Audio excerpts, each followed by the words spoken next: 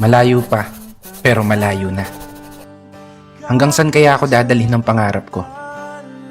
Yan yung tanong na palaging tumatakbo sa isip ko. Na marahil, ganun din sa isip mo. Kasi kung titignan mo, kakaiba talaga yung ginagalawan nating mundo. Parang minsan, nagtitripa na lang tayo.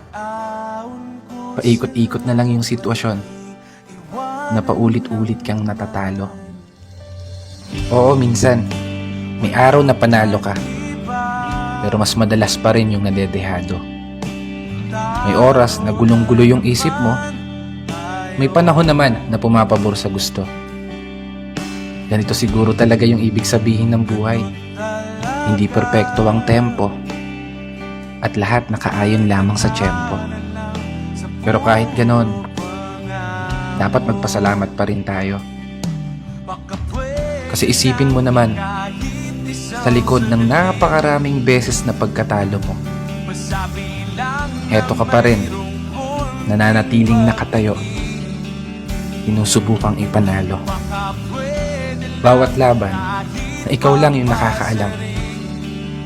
Mga pagsubok na araw-araw mong pinipilit lampasan, na sa bawat pagpihit ng kamay ng orasan, taglay mo ang lakas ng loob na hindi matutumbasan.